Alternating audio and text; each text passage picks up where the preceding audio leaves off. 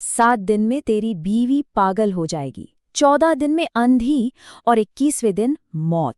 सोचिए, एक तांत्रिक की ये चिलिंग भविष्यवाणी कैसे एक हंसते खेलते परिवार की दुनिया उजाड़ने वाली थी। ये कहानी सिर्फ एक डरावना किस्सा नहीं है। ये कहानी है विश्वास की, अंधकार की और उस एक दिव्य शक्ति की जो हमारे तर्क, हमारी साइंस सबसे परे है। तो चलिए उज्जैन के इस तांत्रिक की पूरी गुत्थी को समझते हैं।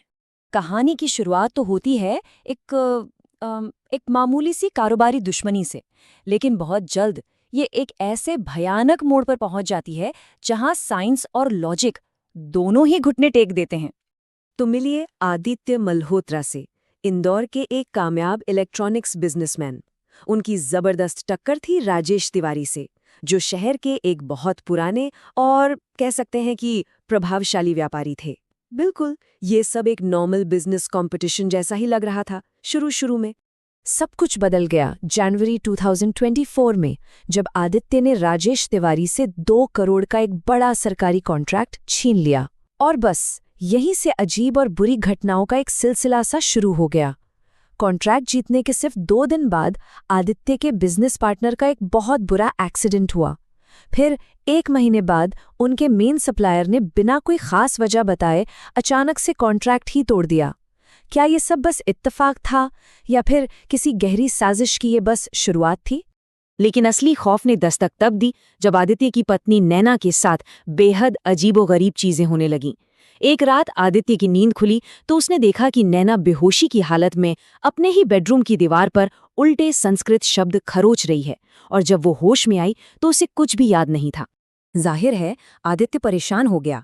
उसने दीवार पर लिखे उन शब्दों की फोटो खींचकर एक लोकल पंडित जी को दिखाई। पंडित जी का चेहरा देखकर ही आदित्य को समझ आ गया कि मामला बहुत बहुत ज्यादा गंभीर है। उन्होंने साफ साफ चेतावनी दी कि ये कोई मामूली बात नहीं, ये एक श्राप है। किसी ने बहुत शक्तिशाली काला जादू करवाया है।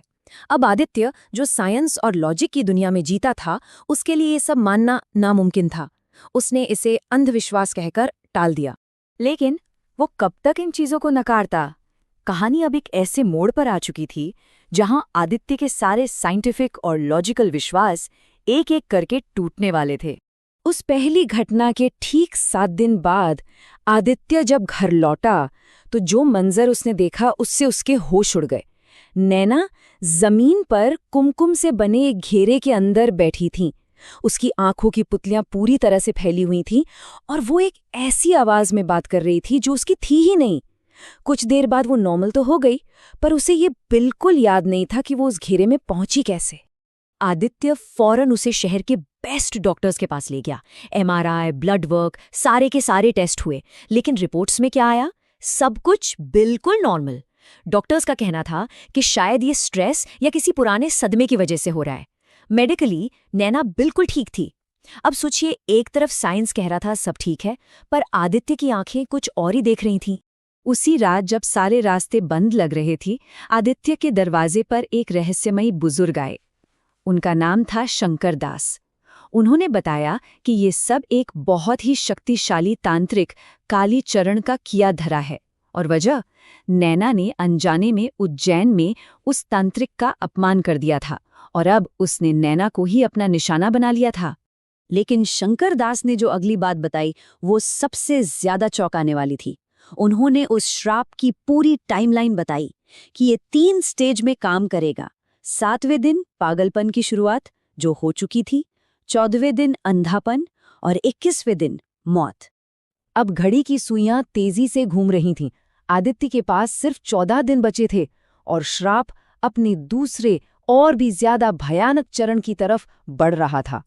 और बिल्कुल भविष्यवाणी के मुताबिक ही सब हुआ। 10वें दिन नैना ने कहा कि उसके बाईं आंख से थोड़ा धुंधला दिख रहा है। अगले कुछ दिनों में ये धुंधलापन इतनी तेजी से बढ़ा कि डॉक्टर इसे साइकोसोमैटिक यानी दिमागी वहम बताते रहे। लेकिन 14वें दिन तक नैना लगभग पूरी तरह से अंधी हो चुकी थी। नैना की ये चीख आदित्य की लाचारी को बयां कर रही थी। उसका सारा ज्ञान, सारा लॉजिक, मॉडर्न साइंस, सब कुछ फेल हो चुका था। तांत्रिक की भविष्यवाणी अक्षरशः सच साबित हो रही थी। अब सिर्फ 7 दिन बचे थे। मौत और नैना के बीच। विज्ञान ने हाथ खड़े कर दिए थे, तर्क दम तोड़ चुका था। आखिरकार अपनी सारी मान्यताओं को ताक पर रखकर आदित्य ने उस आखिरी उम्मीद को फोन किया, शंकर दास। और यहीं से शुरू हुआ अच्छाई और बुराई के बीच एक सीधा टकराव, एक धर्म युद्ध, जिसका मैदान कोई जंग का मैदान नहीं था, बल्कि एक तांत्रिक का अड्डा था। शंकर दास के साथ आदित्य उज्जैन के एक शमशान घाट के पास कालीचरण के अड्डे पर पहुंचा। वहां कालीचरण ने हंसते हुए बताया कि उसे आदित्य के दुश्मन राजेश तिवारी ने ही ये सब करने के पैसे दिए हैं। लेकिन उसका असली मकसद पैसा नहीं, बल्कि नैना की आत्मा को खाकर अपनी काली शक्तियों को बढ़ाना था। तो यहाँ दो बिल्कुल अलग विपरीत शक्तियां आमने सामने थीं। एक तरफ थी शंकर दास की शिव भक्ति और पवित्र मंत्रों की शक्ति, तो दूसरी तरफ थी कालीचरण की तामसिक ऊर्जा, यानी अंधकार की शक्ति, जिसमें काले मंत्र और खून के अनुष्ठान शामिल थे। और फिर जो आध्यात्मिक युद्ध शुरू हुआ वो रोंगटे खड़े कर देने वाला था। कमरे का तापमान अचानक बर्फ जैसा ठंडा हो गया, दीवारों पर परछाइयां अपने आप नाचने लगीं और एक अनदेखी ताकत ने आदित्य और शंकर दास पर हमला कर दिया।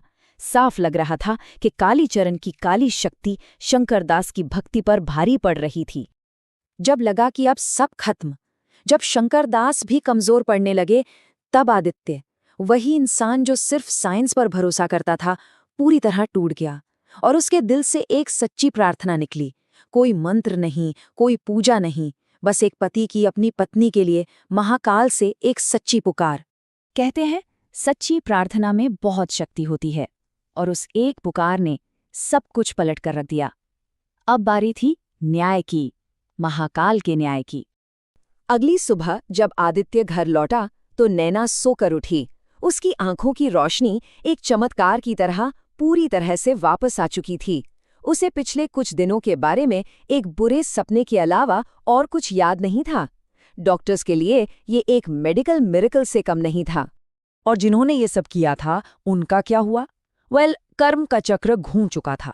तांत्रिक कालीचरण कोमा में चला गया, और जब उसे होश आया तो वो अपनी आवाज खो चुका था और उसकी आधी नजर भी चली गई थी। वहीं राजेश तिवारी, उसे कालीचरण के बैंक खाते में पैसे ट्रांसफर करने के सबूतों के आधार पर गिरफ्तार कर लिया गया। तो आदित्य की ये कहानी हमें एक बहुत ही गहरे सवाल के साथ छोड़ जाती है। क्या हमारी समझ और तर्क की इस दुनिया के परे भी कुछ ताकतें हैं? क्या वाकई जहां विज्ञान की सरहद खत्म होती है, वहीं से विश्वास का सफर शुरू होता है? इस बारे में जरूर सोचिएगा।